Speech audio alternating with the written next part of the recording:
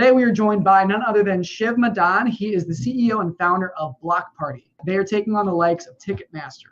Blockparty is using Ethereum's blockchain to fight ticketing bots, long wait times, and build the first company to handle both the first and secondary ticketing markets in a completely distributed way. Why don't we, Shiv, talk a little bit about what the start to finish looks like? If somebody wants to buy a ticket and they don't want to go through Ticketmaster, they don't want to deal with getting beaten by some algorithm who's going to buy GA tickets all the way up to nosebleeds before they get the chance to, and then they don't want to spend $400 for a ticket on StubHub. How do you guys change ticketing, and how do you put it on a blockchain? What does that look like from when I'm buying my first ticket to when I'm actually showing up in line to get inside the venue?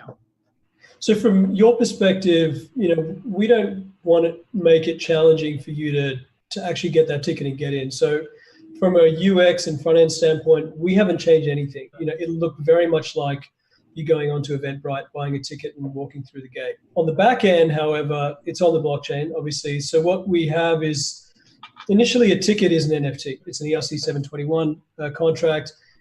And the reason why we have that is because every seat in a seated venue is different. Every gate, sometimes you can't access certain gates, VIP sections. If you're overage, underage, you've got to have all these different characteristics within a ticket. So we realized that we had to create a non-fungible token.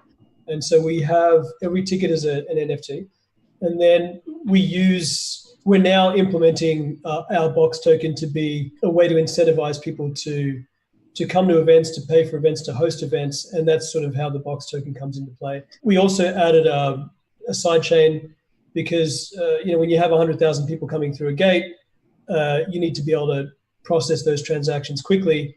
And we realized that we needed to push them to a side chain so that we could optimize the processing onto the mainnet. So we algorithmically batch process onto the mainnet. Those are the key features. We also have encrypted biometrics so that there's a dedicated chain of custody of a ticket. So when I sell my ticket to you, Mike, it deattaches my digital hash of who I am, and it attaches yours so that no matter how many times the ticket's been transferred, the custody of the ticket's always remaining. So if you go onto the app, you can transfer a ticket to someone else through a text message, but on the back end, it just deattaches your identity and attaches the new person's identity on the ticket, so it's fraud proof. So all the tickets within our ecosystem are fraud proof, and you can transfer them from a primary to a secondary to a secondary to a secondary, and we can also enable the event operator to make a margin on every time a ticket's been resold. That's the incentive for them. Why don't we roll out the red carpet? Shiv, do you want to do the honors and introduce our guest? Yeah. So look, we decided last week that we were going to, because we had so many good things to talk about over the next month, that we were going to have a month of announcements. And over the next 3 weeks after this week, we're going to have a whole bunch of other stuff. But today, I really want to talk about our special guest here. With no further ado, his name is Justin Blau. He's my man. Here he is. Timing. What's up, Blau? How are you? He's a world-famous DJ, as you know. Doing very well, and super stoked to join the team at Blockparty. I've been a fan of everything they've been doing since 2017. So it's really great to be a part of the bigger picture now. And so you're joining as an advisor, correct? Yes. Joining the Blockparty as an advisor and on the music strategy end, my goal is to kind of connect the dots to other people in the industry, to help on the marketing side, to help the team get access to, like Shiv was talking about earlier, more venues, more artists who would be willing to sell tickets on Blockparty. And it's something that I'll be doing for my next tour as well. So when is that tour starting? So basically the bigger tour starts next year, in the beginning of next year. And we're going to run a bunch of pilots for some of my other shows along the way. So the idea is to test different use cases for smaller shows up until the big tour, and then kind of do a bigger launch for the big tour. Ideally, reducing ticketing fees for fans who are paying Ticketmaster a lot across all tickets, and I capture none of that value. So that's kind of why I've been excited about Blockparty, is exploring the different ways that I, as an artist, and my friends who are artists can recapture some of that value. Let's talk a little bit about that too. So when you're selling a ticket, there's the point of sale, with the primary seller, Ticketmaster, or whoever else. How exactly and Shiv or Justin, whoever wants to take this, how do you set that mark? How do you say, like, we're going to pay, an extra 10% markup and no more? And what's your thinking about that? Like, why is this a great thing? Like, what makes you excited to be able to do this? Right. I think I'm particularly excited about this. And I actually did a walkthrough of the Blockparty backend with Rakesh the other week, just to kind of get a better understanding of setting up the events. The platform is meant for anyone to kind of set their own terms. And I think that's what's really great. For me, as an artist, I get a certain percentage allocation of every show of tickets that I could sell direct to fans, and pay fans a little bit on fees, and potentially adjust the pre-sale price to give them a discount. And it's something that hasn't been very easy to do in the past, especially when you think about the secondary market. Like, a lot of fans will just buy multiple tickets and from my pre-sale and then resell them later. What's exciting about Blockparty is both the identity control variable and the idea that in the future, primary and secondary markets will be completely collapsed, and there'll be more of a free market for tickets.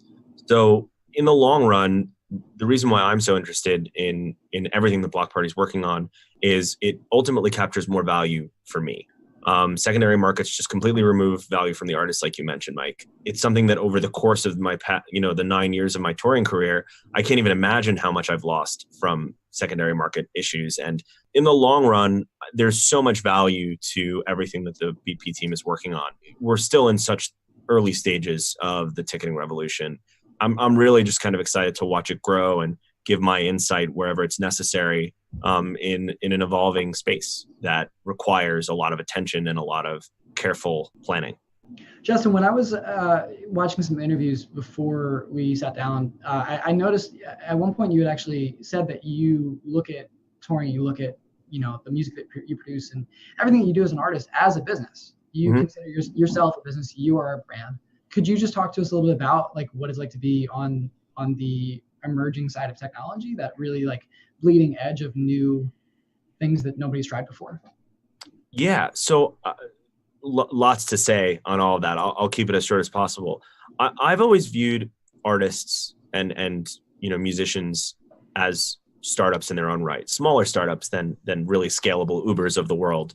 But a lot of the problems that a new artist faces are similar to problems that a startup faces, whether that be market adoption or scaling very quickly, or all types of things, right? Market adoption being people listening to the music. So there are all these different variables. And I went to school I was studying finance in school, and I had a little bit of a background in business, which I think to this day has been a huge contributor to my success as an artist. And I view every single decision that I make either as an investment in my career, whether that be spending money on production or interesting marketing ideas. And I'm constantly weighing that against the income that I'm generating as an artist. And so I really do view everything through the lens of business, when I'm not, working on the creative side where I'm using my left brain only. In general, what excited me about the crypto space as a whole was the potential to really enable fans to have a closer relationship with artists in a way that they actually feel invested. And, there hasn't been that much money in digital music sales for a very long time. Now with streaming, it's starting to come back slowly. But there are all these aspects of the music industry and of artists that weren't monetizable before crypto existed. And I'm just really excited for all different potentials within music and the blockchain space. And I would say my career wouldn't even exist without a tech-oriented underpinning, in the sense that 10 years ago when I started was when SoundCloud and Facebook were even a thing, when those platforms were growing. And I built my entire fan base on the internet without, signing a predatorial record deal and without relying on a centralized distributor, right? Like that was how I built my entire career. And so I think as blockchain tech starts to impact more areas of the music business, we'll see artists have even more power, which is ultimately my goal and why I'm involved in the tech and blockchain side of everything, because of this great stat that I like to quote in every conversation, that of all the revenue that's generated by the music business, which is a little bit over 22 billion a year, artists only keep 12% and 88% goes to everyone else, which is a crazy statistic when you think about it. In my case, I'm keeping a lot more, but when you think about all the other artists that are getting taken advantage of, the potential to disrupt the space with more transparent tech in general is huge. And so I just like to be at the forefront of it because I know it's coming. I know it's the future and it's going to shape my business. I'm particularly excited because in my heart and in my mind, I know that this tech is going to revolutionize everything in entertainment, let alone music. Right. And it's just cool to see it develop over the past 2 years since the start of the 17 bull market to now. And you kind of, Tyler Winklevoss tweeted yesterday, it was a great tweet. It was something along the lines of BTC just broke 8K, but the space is in a lot different place than it was 2 years ago. And, everyone's had time to work, put their heads down, develop the tech. Yeah. And it's just exciting to be a part of a project that, there aren't that many targeted use cases of blockchain tech and music. This is one of them, right? Ticketing is probably the number one use case for blockchain tech in the music business. Double QP wants to know, Justin, specifically how early did you get involved? When did you step in? So I started kind of investigating and learning in 2011, but I didn't get personally involved at all until about 2014. And my first exposure to anything in the crypto space was actually the Winklevoss twins, we have a lot of mutual friends, and I met them in Mexico. I was staying at their place in LA for a week in 2014 when they were kind of working on Gemini stuff. And that's when I started to, explore a little bit more. I started getting involved in a really big way in May of 17, kind of right before the massive bull run. So I've always kind of had friends in tech, and I've always kept my ear to the scene. And as ETH started to grow and as all these, token sales were happening, I was seeing a lot of projects and I was thinking, well, this doesn't really feel legit. And, in 17, I think it was rare to find a project where the tech actually worked and where the team was really passionate. And it's just kind of cool, fast forwarding to now, to see the real projects that are succeeding and building and revolutionizing entire industries. Being a US citizen or living in a first world, country doesn't really give you the full range of, revolutionary potential that anything in blockchain tech has. When you think about inflation in Venezuela, when you think about lack of access to banking in third world countries, and all these emerging markets that are being shaped by new technology, where, emerging markets are now having more access to information than they've ever had before. And in the next 20 years, a lot of those emerging markets are going to be insanely large economies. And you think about their access to banking services and how they're zero. And that, to me alone, is just such a huge use case and big positive backing for anything in blockchain tech. And so when people ask me about the prices and this and that, I'm like, if you ignore all of that and you think about this conceptually, I can't make a big bank transfer on a Saturday where it's 2019. Why can't I send a wire on a Saturday? That in and of itself, just a huge plus for everything in crypto technology. And so, yeah, when people ask me, I'm like, prices aside, there's real use cases here that are obvious ones, let alone the less obvious, more niche use cases. So the whole space is still, I think, so early. Why don't we just do one more question from the community? Two more if we can. I don't know how we are on time, but I think this is a really good one for both of you, especially to close this out. So Sigma wants to know, what are you both most excited about concerning Blockparty? One of the things that, that working with Justin brings is really an opening of a door into direct to fan ticketing.